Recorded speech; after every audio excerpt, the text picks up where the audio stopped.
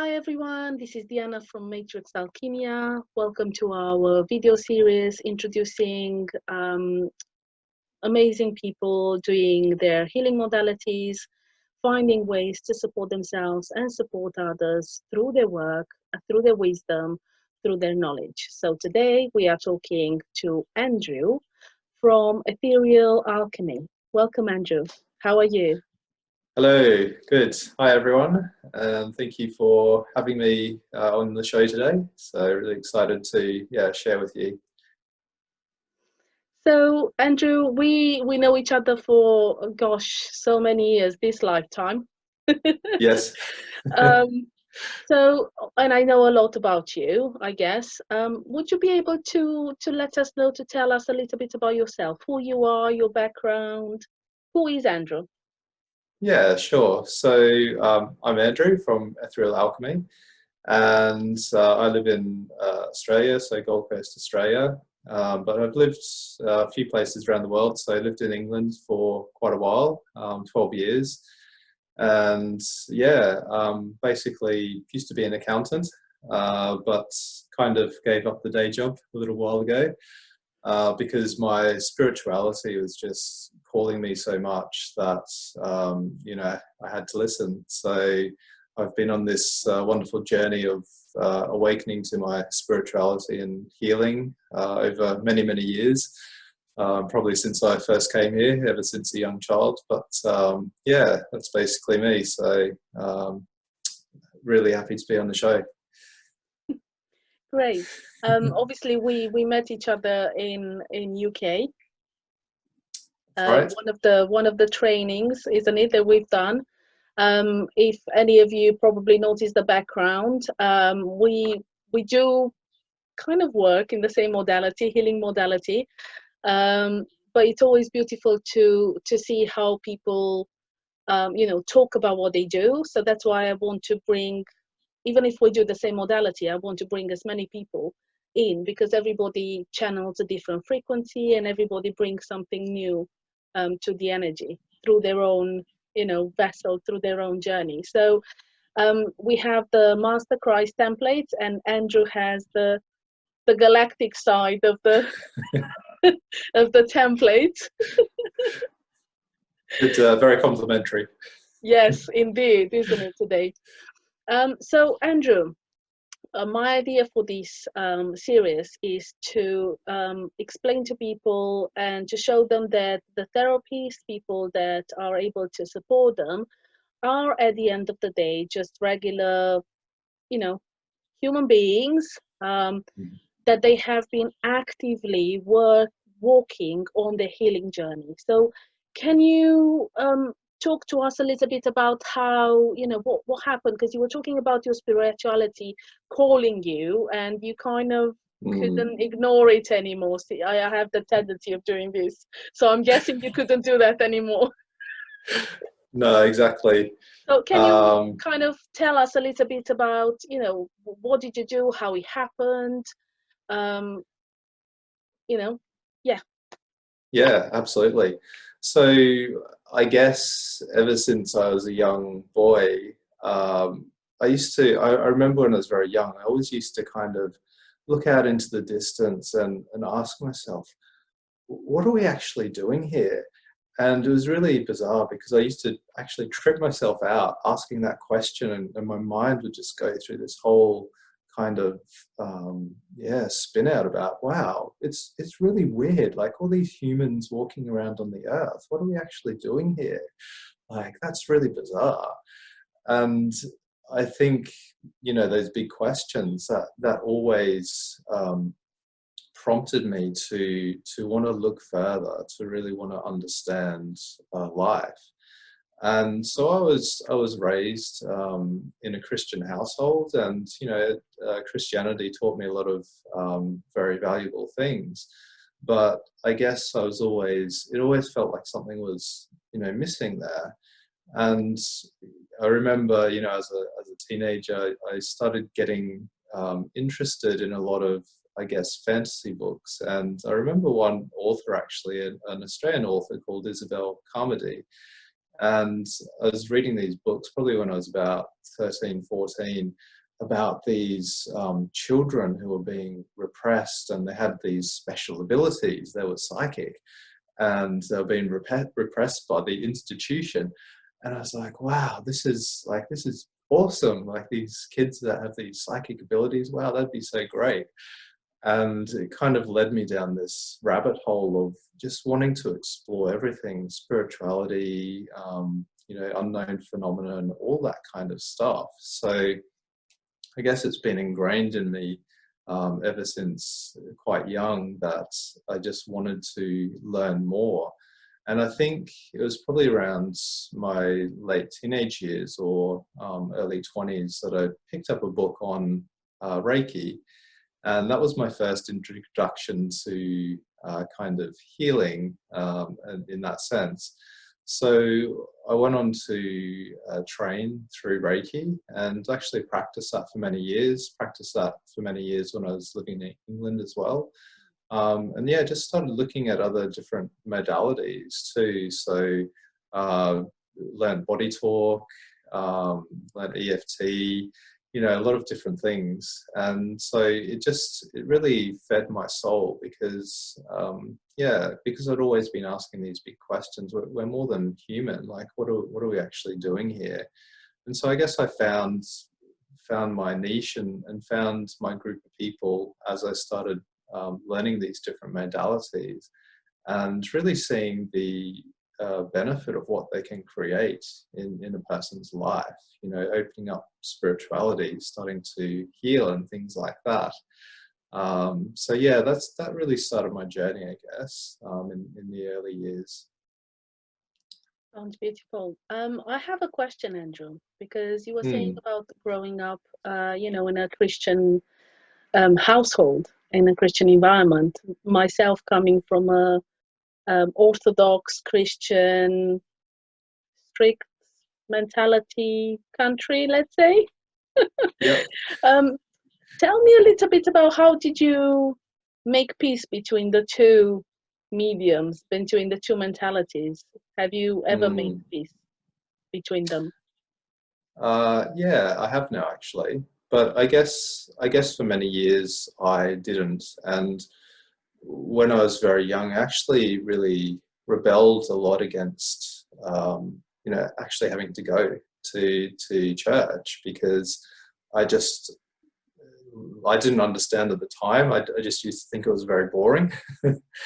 And, oh, why do we have to do that on a Sunday? But actually it was my soul talking to me saying, you know so much more than this. And that's not to discredit, Christianity. It was just my own personal journey that I found that while there were some really amazing concepts like, love your neighbor and, love God and ways of living correctly, amazing tools to live by, it's like there was a connection missing. There was a connection between, sort of go to this place and everyone would kind of sit around and pray and sing songs, but it didn't feel like there was a spiritual connection there. There was something that was very tangible in a way.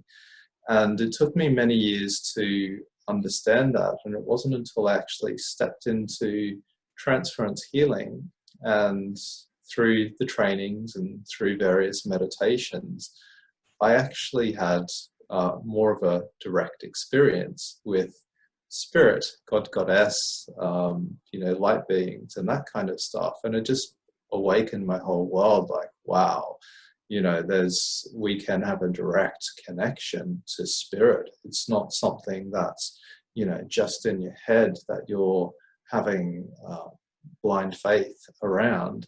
So, and I guess there are a few things that I picked up along the way around that upbringing, such as, feeling guilt or shame and, sometimes feeling like a sinner, basically, like you've done something wrong and, you're always going to be imperfect as a human. And so it took me many years to really overcome that guilt and that shame around just being human and expressing all parts of that. But yeah, eventually through transference healing and really understanding this much deeper and personal connection, yeah, it allowed me to really, yeah, make peace, as you say. And so I honor all those experiences now in my life. And yeah, absolutely, I really honor like whatever path that people have, whatever their religion is or not, or their spirituality or not. You know, it's a very, we live in a benevolent universe, and it's more so about just accepting each other and just really honoring each other and allowing people to live their own life. You know, what works for one person may not work for another. So that's what I learned along the way. Mm. Beautifully expressed, Andrew. And yes, you're absolutely right, because yeah, doing, making the connection between all the teachings and everything else, and kind of having that personal connection, like you were saying, when you were talking about there was something missing. I remember from my own teenage years, having the same experience with, following all the things, obviously of the faith, and doing the, going to the church and things like that. And still something was missing.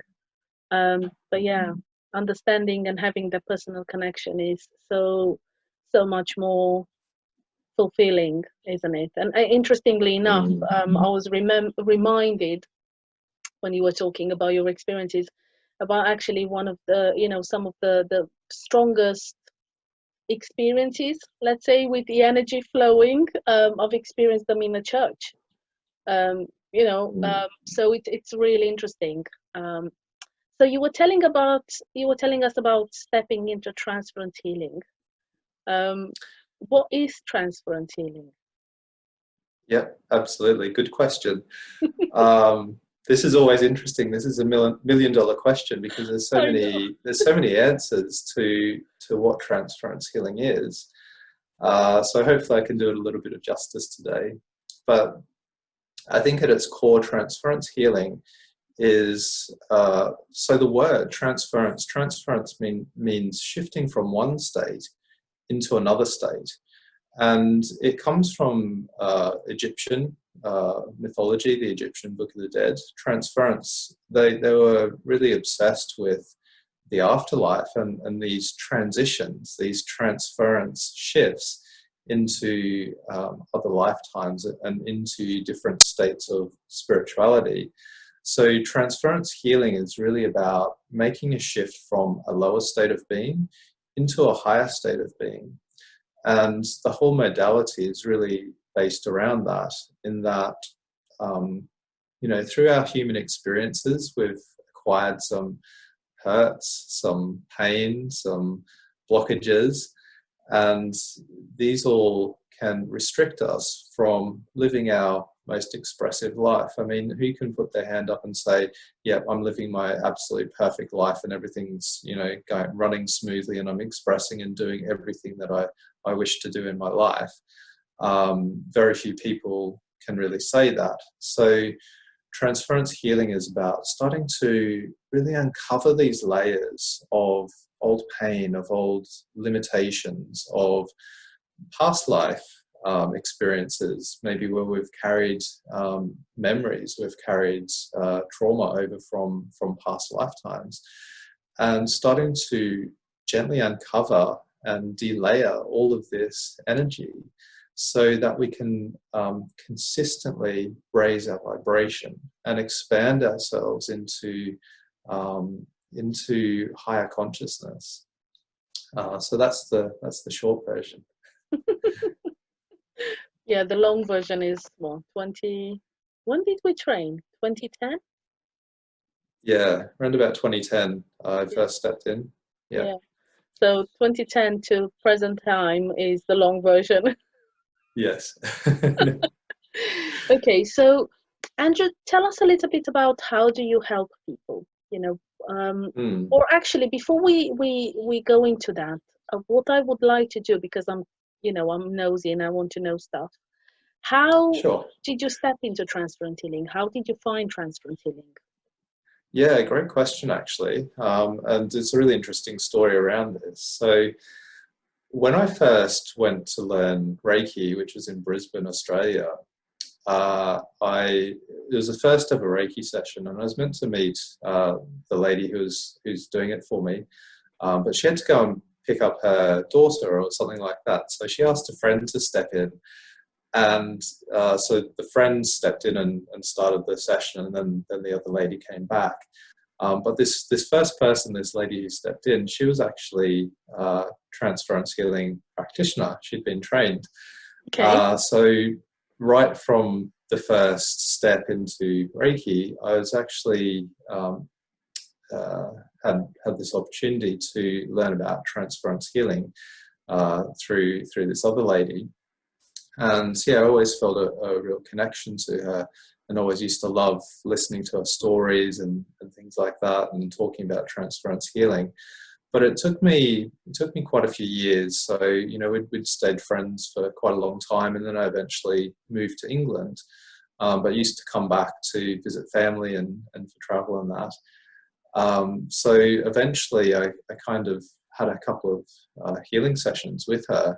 And I remember the first one I ever had, it was just so profound and so intense that I actually fell asleep. I never fell asleep in Reiki sessions, and I went really deep. And I kind of woke up afterwards and went, whoa, what was that? What did you do to me?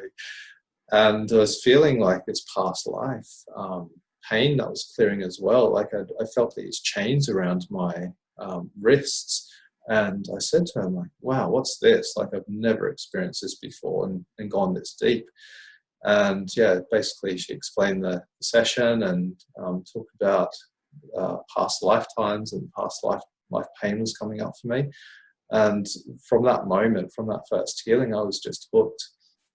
And it's interesting because I bought the templates off her. So the templates behind you, the Master Christ templates, I actually bought them off her, and I stuck them to my ceiling above my bed.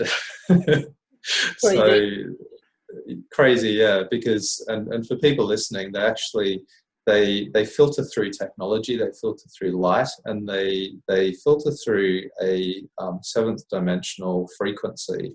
So they're basically, they template your space. So when you put them up in your home or your workplace, they actually template your space. So I was basically being templated by this transference energy for, it was 2 years before I actually decided, yeah, it's time for me to step in and learn this. Like, I've had such an amazing experience with this that nothing else has ever done for me before. So I called up my friend who was still living in Australia, and I said, oh, right, okay, I think I'm ready to do this. Can you recommend anyone in England? And she gave me a beautiful recommendation, our mutual teacher, Rena. And yeah, that's where the journey began. So had some more amazing experience. The first healing actually with my teacher in England, again, was really profound. So I'd just been to Australia, and first time ever I've been, we went to this island where we got to feed wild dolphins. So you could actually go in the water and put the fish down and feed them, which was just magical. And so I came back from that trip and I had a healing with my teacher, and it was just so profound. She goes, oh, you've been around dolphins, haven't you? I'm like, what? And you're thinking, what do you mean? how do you know? How'd you know that? So yeah, it's just that kind of really was a catalyst for me to then very rapidly step into the workshops, and I think I did like 2 or 3 workshops in that year, and as they say, the rest was history. I was hooked. The reason I was smiling, because I remember the first session I had with Rena. I came home and I fell asleep on the sofa like this, you know, sitting up, but with my head on my hand, and I think I slept for like a few hours, like that. So yes, quite profound, isn't it? Yes, very powerful. Indeed. And it's really interesting because it's all I mean, we do understand divine timing a little bit better nowadays. Well, I know I do now than a few years before. And it's all to do with being at the right in the right place at the right time, but always finding the people that you need, isn't it, to move on, Yeah, to move forward. absolutely. And that's one of the things that I absolutely love, the synchronicity of life. So Definitely. tell us, Andrew, how do you help people? Yeah, sure. So I'm a transference healing practitioner, and it's the modality I practice this exclusively now. Through my journey, I just found that for me personally, it created the most impact, the most profound shifts, and yeah, so just went from there. But how I help people, so primarily I do one-on-one sessions with people. So that's both in person, but also via distance healing. So once we start to get into this kind of frequency healing, it really transcends time and space, because you're stepping into another dimension, really, when you start to channel this energy. So I do a lot of distance healing, see clients here on the coast, the Gold Coast, but I do a couple of other things. So also teach the workshops, the Transference Healing workshops, as a registered teacher. Which is just beautiful, like being able to step into the workshops and give yourself that gift as well is literally life-changing. So I teach as well. And the other aspect is that I also do meditations and group healings. So obviously with all the current worldwide situation playing out, a lot of that's online at the moment. So really work globally, and how I help people is to really, help people to discover their own truth, to discover their own spirituality, and actually be able to empower their lives to create such a beautiful shift that it starts to create health, it starts to create freedom, it starts to create an expansion in your consciousness, that you're not getting so caught up in the day-to-day worries, but you're actually being able to see a bigger picture in your life and start to open up to the wonders of the universe that really feeds your soul and creates a lot of fulfillment.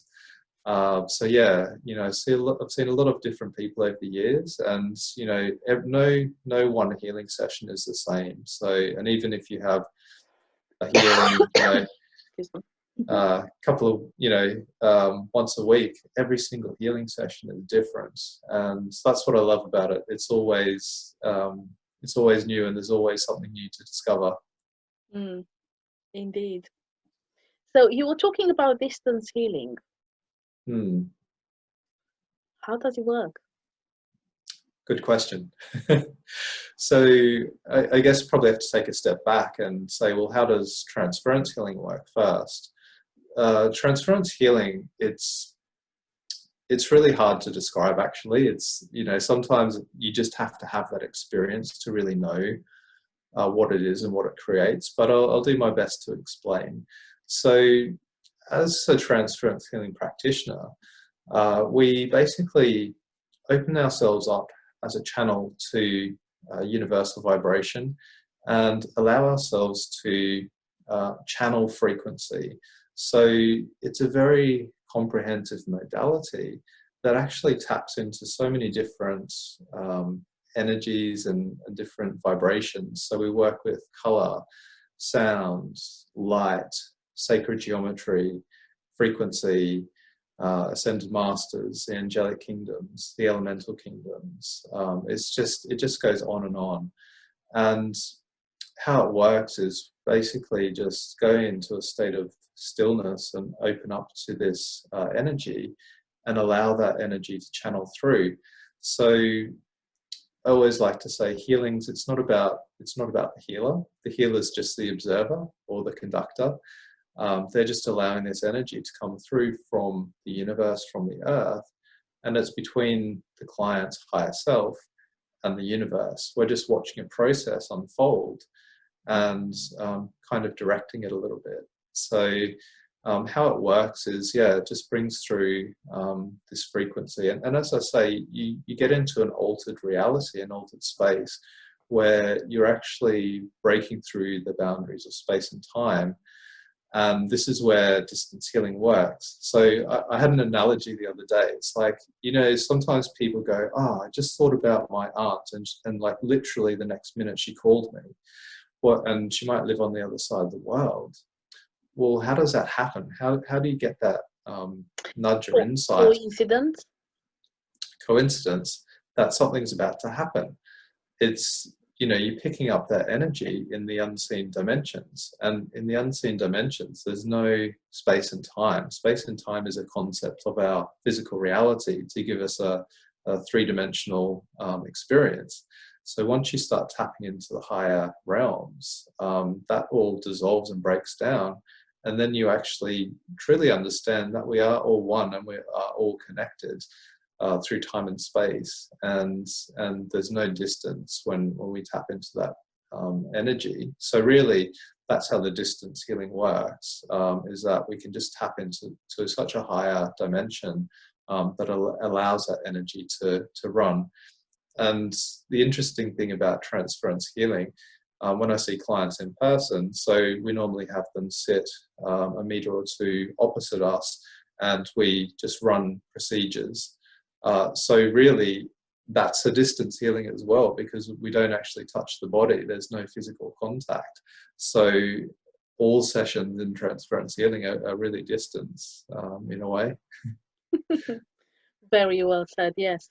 I guess my question was more because the image, so when I'm talking to people, and again, as a transference healing practitioner, and doing other modalities as well, I'm always asked how does it work? How does the distance healing work? Because I guess the perception that the people have as a healer, you need to be touching the body and channeling those energies. I mean, maybe you're the best person because I've never done Reiki, so I don't know, but people tend to ask me, is it like Reiki as in, you know, hands-on? Because you see a lot of the Reiki healers, obviously you can do distance healing Reiki as well, but when you are face to face, there's a tendency of, you know, either touching or, you know, doing whatever they're doing with their hands, because as I said, I've never trained in Reiki. So I guess what I want to ask is, how is it different from, you know, touching the body and not touching the body? Good question. So change the idea that people have, there has to be the physical contact. Yeah, absolutely. So yeah, that's correct. When I used to do Reiki, I'd put my hands and sometimes just have them slightly above the body. And yeah, I also used to do a lot of distance healings with Reiki as well. And I think from memory, I used to, so I'd still put the hands on the positions where that body was. So it's almost like you're kind of calling in their body and doing that energetically. And so transference healing is slightly different, because a lot of the procedures we do, we're either just channeling energy, or we might be like drawing a symbol with our finger, or just directing the energy with our hands a little bit. But mainly it's more through frequency, it's more through energy. So how that actually works, in a really practical sense, if I was doing a distance healing for someone, I'd say, okay, we'd have a little conversation beforehand, maybe an email exchange, and explain how it works. I might ask them to light a candle in their own space, because candle creates a sacred space, have some nice relaxing music on, and then they would just sit down or lie down for the session. So that's how it would normally work. And then in that time, they could choose to tune in if they wish to, have a sleep. It doesn't really matter. Basically, I would just set the intent. And I think that's really the key, because we're not actually doing anything. It's between, as I said before, it's between spirit and the person. So we're just setting the intent, going, okay, I'm going to run this healing at 5 p.m. for this person. And then I would just start running the healing session as normal. So I'd be, waving my hands around a little bit and directing the energy. And essentially that through intent, which is the most powerful and important concept, through the intent of I'm directing this healing for this person, that then creates the energy response for the healing.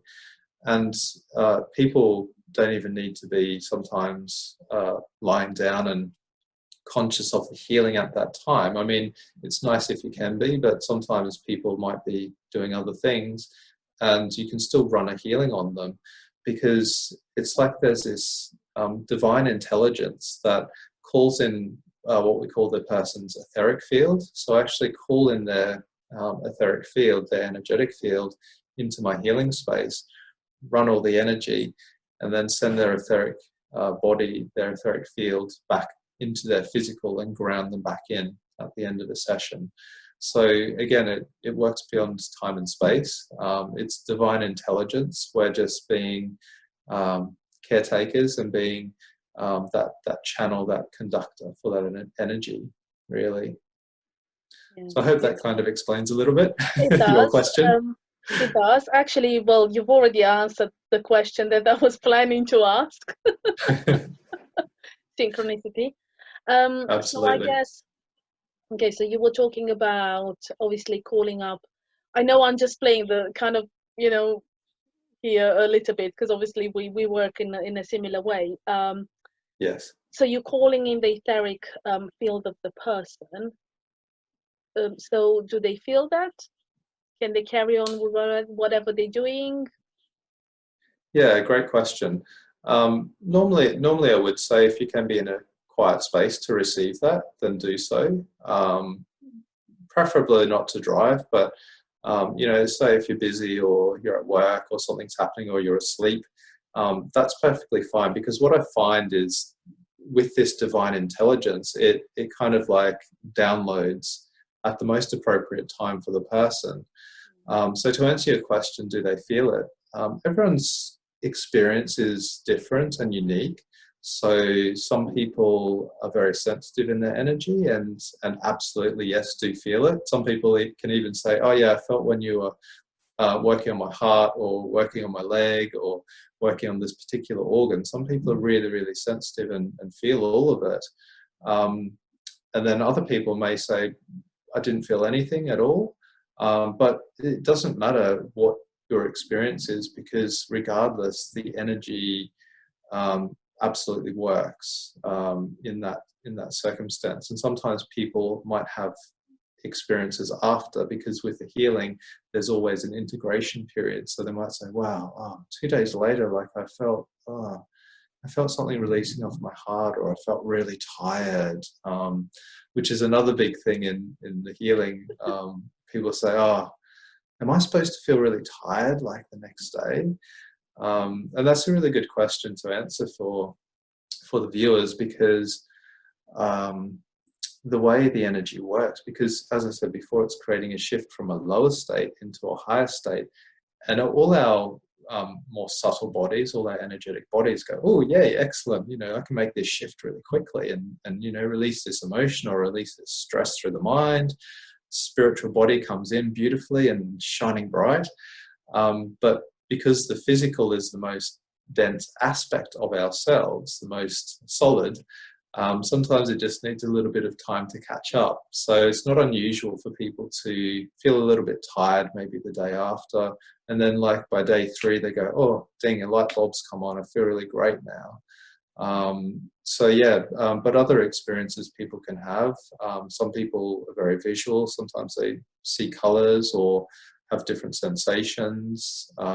Sometimes even people feel the spiritual beings coming in, the light beings coming in. Wow, I felt some presence in my room. It doesn't always happen, but there's such a myriad of experiences, and everyone's unique through that. But generally, I'd say for the average person, that yeah, they generally feel either quite relaxed. Some people fall asleep, and generally, yeah, feel that healing benefit coming through on some level. I'd say would be the average kind of response. Yeah, it makes me laugh because I was just thinking as you were explaining, and I was thinking, gosh, how many times have I actually said, please be mindful. You might be feeling tired. Take it easy for a few days. Or, when I'm coming in, just relax. Just if you feel like you need to fall asleep, let's allow yourself to do that. Don't worry about snoring. I've heard it all before. So yeah, it's interesting. So Absolutely. And Andrew, I you were just want to telling, talk to yeah. that point quickly, if you don't mind. Mm, That sometimes people come from other modalities where, the session immediately makes them feel really great, and they're like, yeah, this is good. And I think sometimes there's a little bit of confusion or different perception when receiving a transference healing session, that people just expect to feel, great straight away.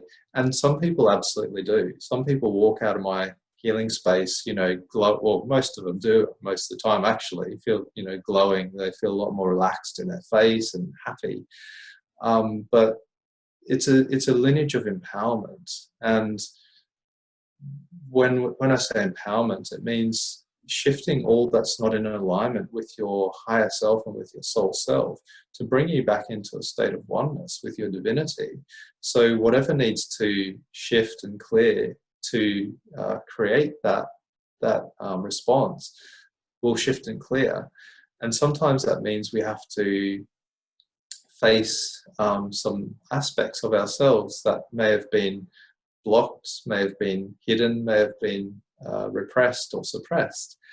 And so sometimes people might have some emotions come up, or as you said, they might feel totally drained and tired the next day. And I know that creates a bit of confusion sometimes, because it's like, oh, shouldn't I feel better? I've just had a healing. Like, what's going on? And it comes back to that, what I said before. It's an integration process. So the healing's done all the work. It's created a shift of consciousness. But sometimes you just have to go through a little process within yourself to maybe bring some old emotional pain up. Oh, I'm feeling really sad after the healing today. Maybe there's some sadness that's been blocked for so long and hasn't been shifted by anything else. And then so all of a sudden this very powerful healing comes along and creates this process, and people can sometimes feel a little bit out of balance with that. But the key is just to know that that's the process that needs to play out. You have to feel it to release it. We're always told that in our trainings. You've got to feel it to release it. I still have our teacher's voice in my head, actually, when there's always, like you said, there's always a purification that happens, isn't it? Because you're clearing and you're detoxing and you're purifying the old energies to obviously allow the new ones to integrate easier in the body, in the physical body as well, but obviously all the other energy bodies.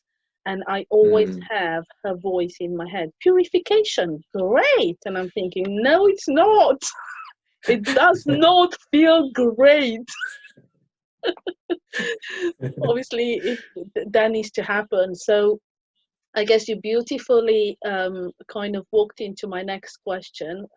By the way, whoever listens and watching this video, we've not actually prepared anything beforehand, isn't it? We kind of went in and allow things to unfold organically. But you seem to be knowing what I want to ask you.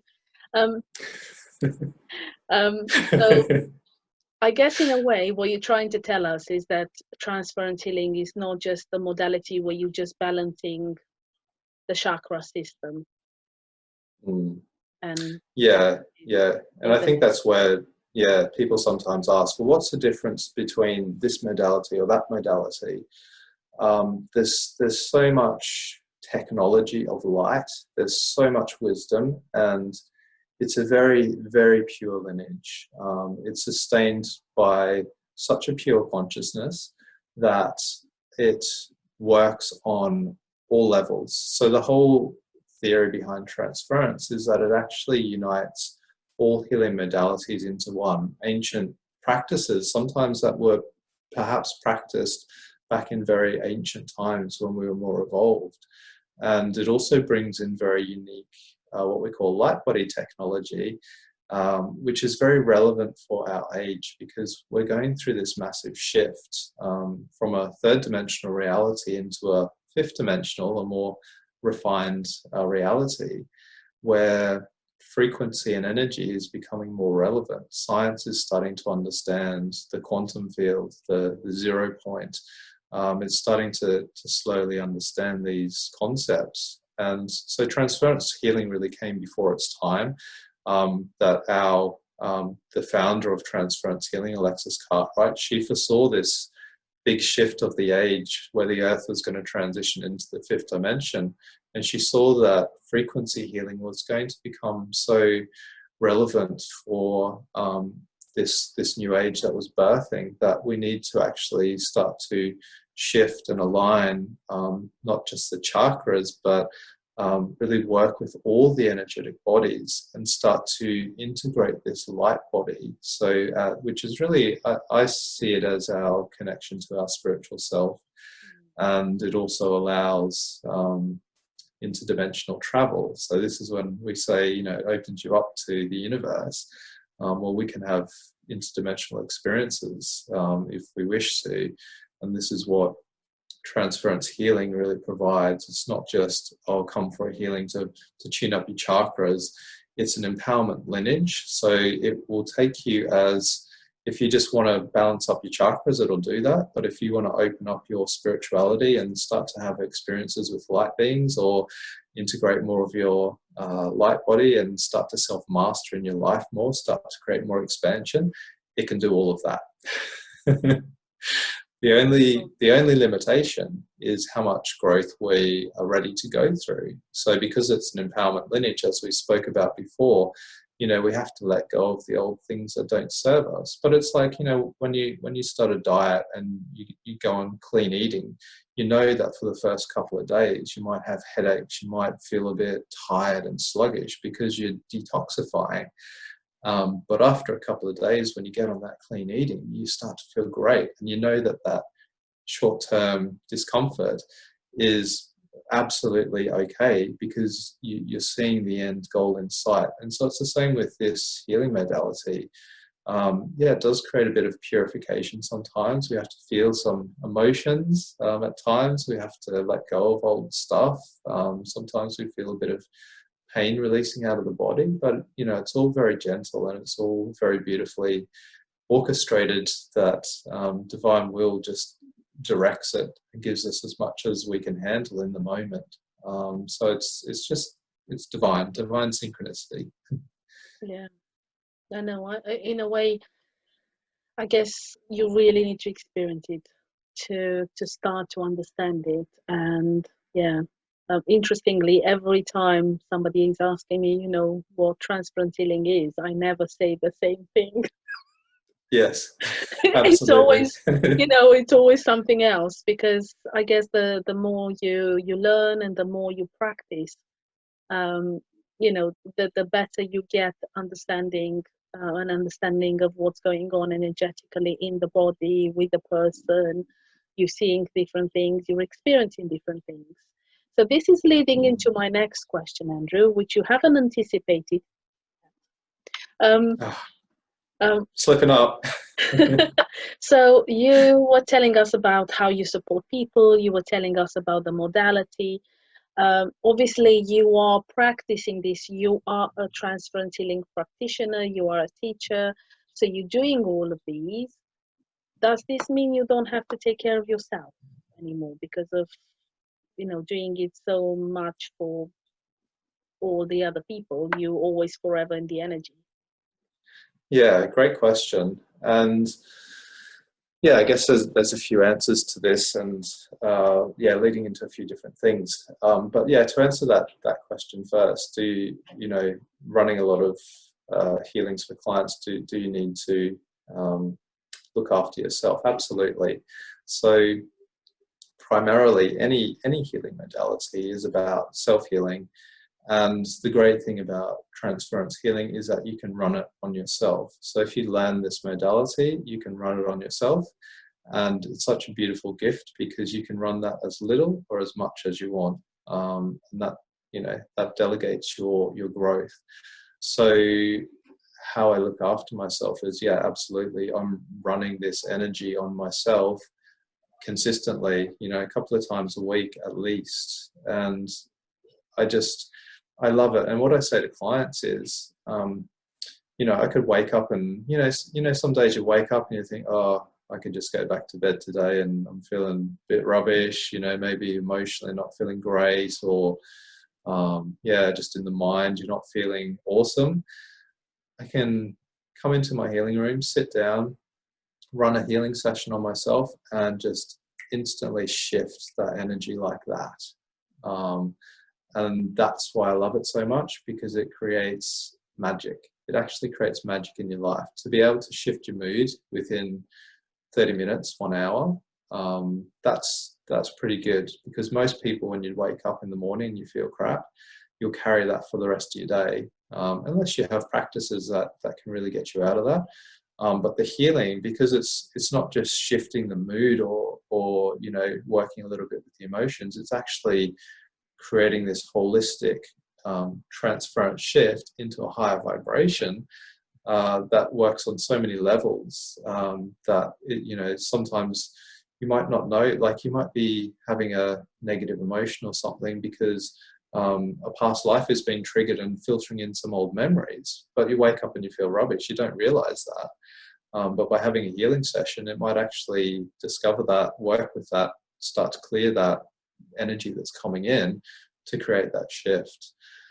So yeah, absolutely. Always running energy on myself, because you got to walk your talk. And that's the best way to learn. When you're running energy on yourself, you learn how it works, what kind of what responses it creates within the body, within your consciousness, and things like that. And so I hope that kind of answers your question a little bit. You were saying about running the energy. What other things do you do?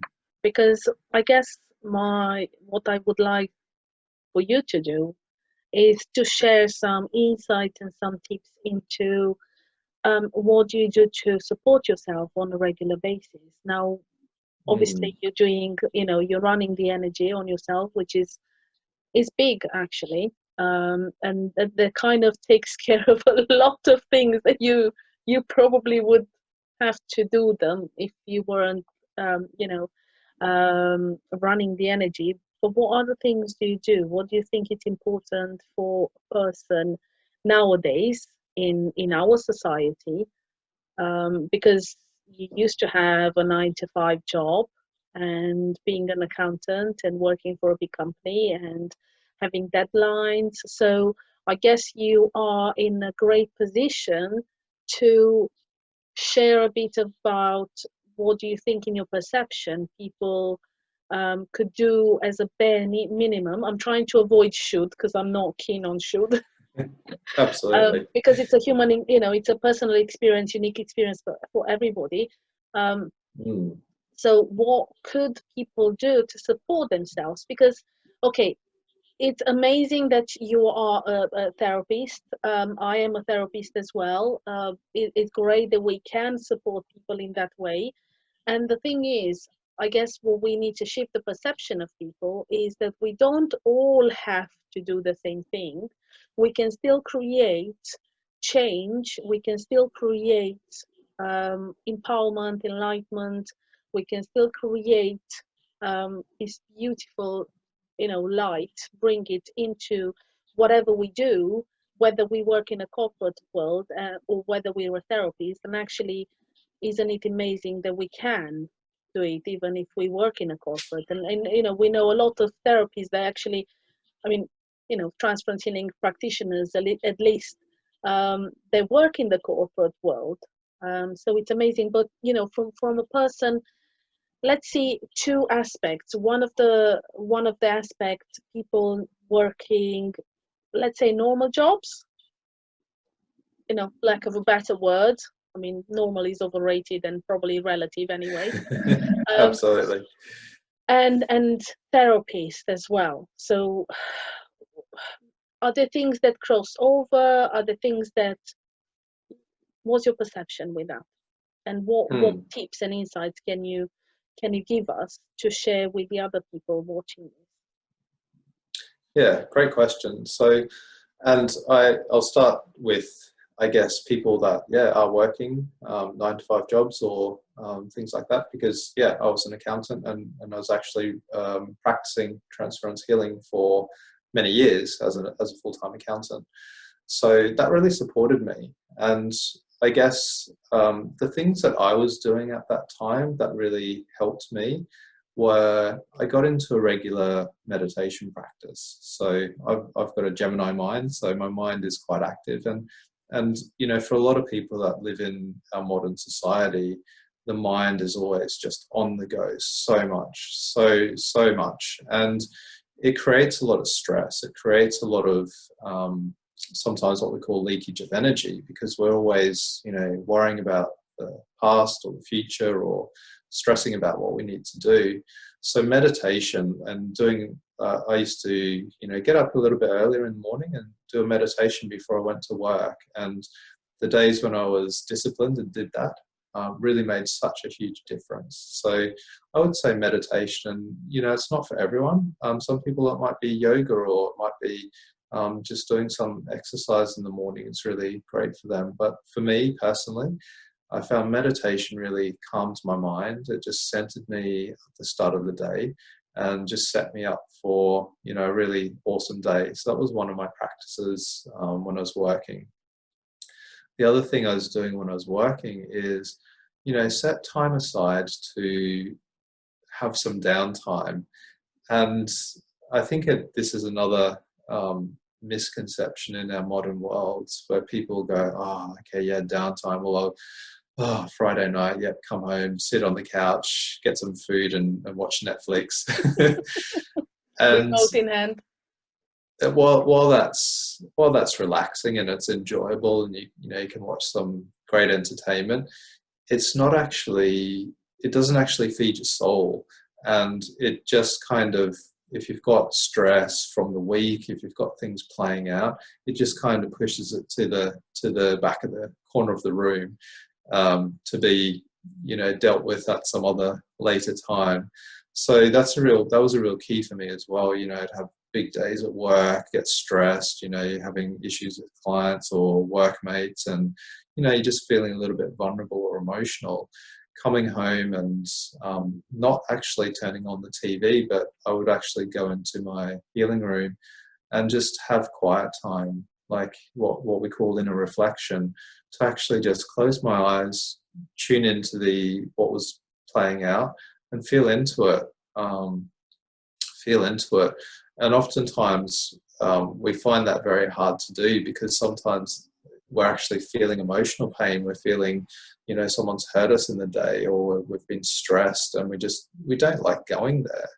But that was another really strong practice for me, was to create that time to go within, to discover myself, to listen to my heart, to listen to my emotions, and again, feel them and express them, so that they could be released. And yeah, that 30 minutes not watching TV was actually more refreshing, more revitalizing than actually sitting down and ignoring the problem with a bit of Netflix.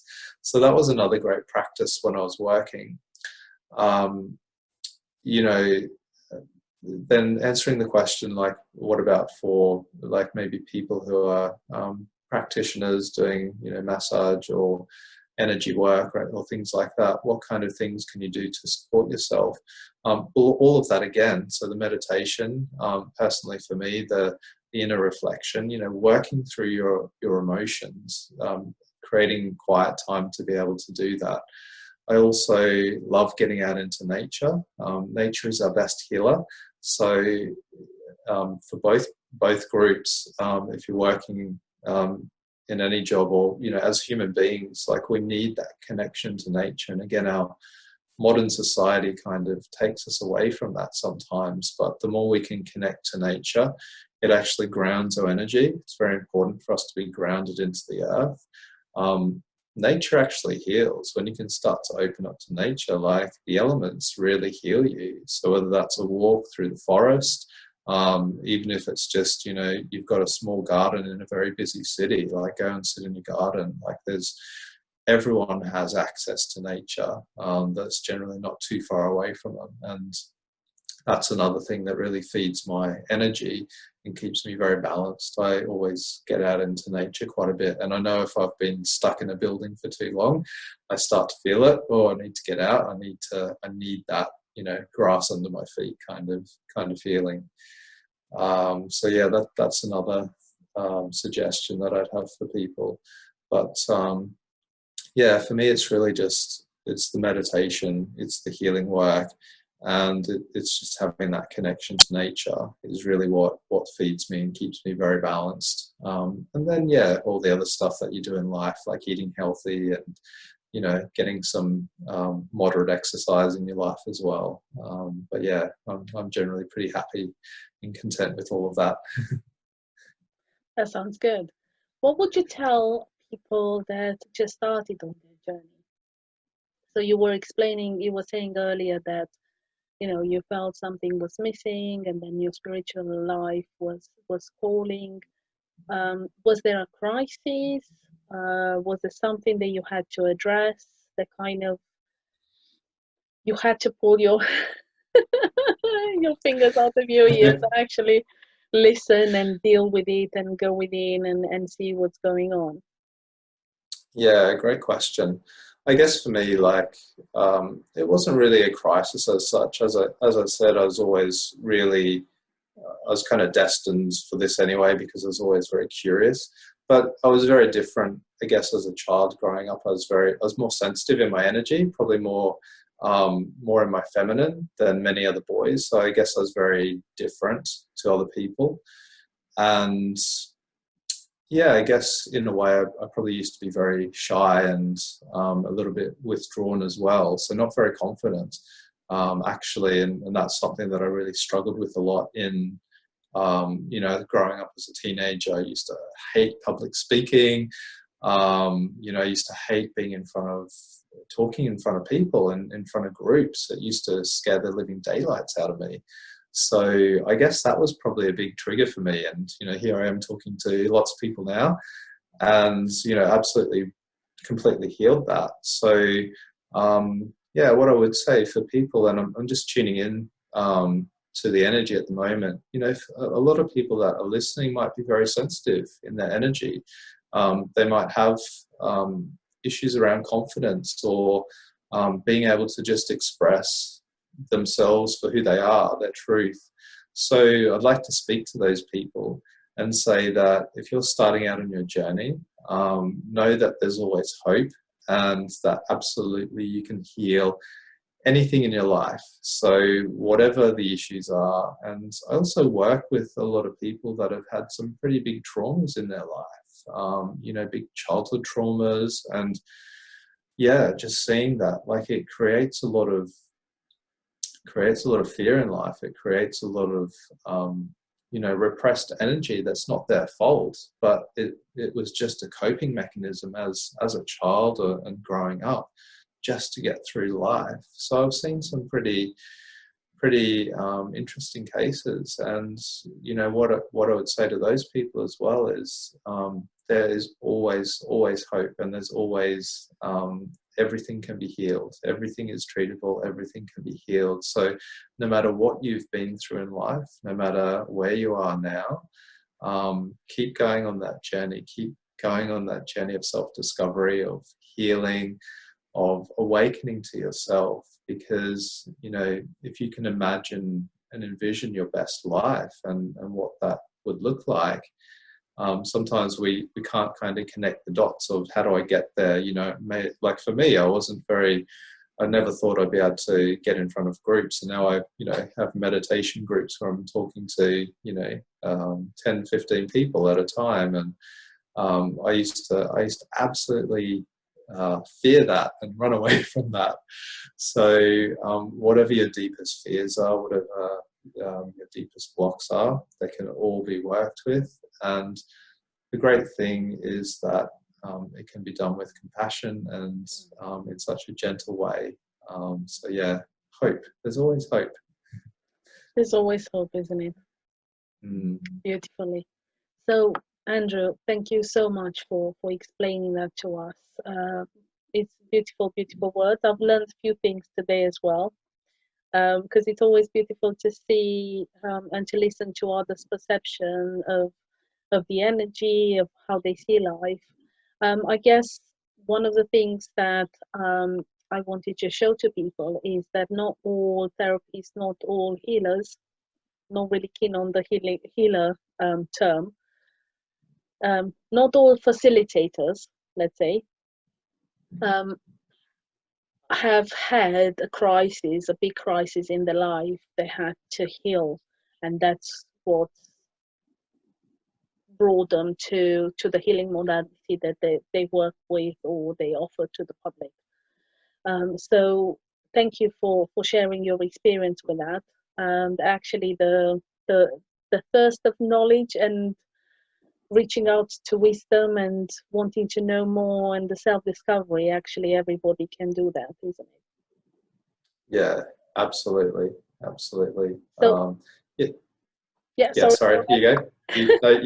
You no, go. I just wanted to ask, because you've told us beautifully, where can people find you, Andrew? Yeah, sure. So I know you'll be sharing a link. There's actually, I'm doing gifting a free meditation for people. So we work with many modalities, work with white light. White light is all around us. It's of the universe, of the God, Goddess. So I've shared a beautiful white light meditation that's very alchemical. It's very healing. So people can find that on the link that Deanna's going to share. And my website's www.ethereal-alchemy.com, and also on Facebook and social media as well. So yeah, people can reach out via those mediums. But yeah, all the links are on my website, so people can check that out. Absolutely. Thank you so much, Andrew, for talking to us today and telling us a little bit about your experience and what you do. Thank you for being one of my guests in this series, and thank you everybody for watching today, or anytime you are watching. We will be putting the links. Go and click on the link, get your meditation, listen to that. Andrew is an amazing therapist. I've experienced sessions with you myself, and I know how amazing and transformational it can be. So a healing meditation from him is an amazing gift to have, and I hope you enjoy it. Take care, everybody, and see you soon. Bye. Thank you, Dana. Bye.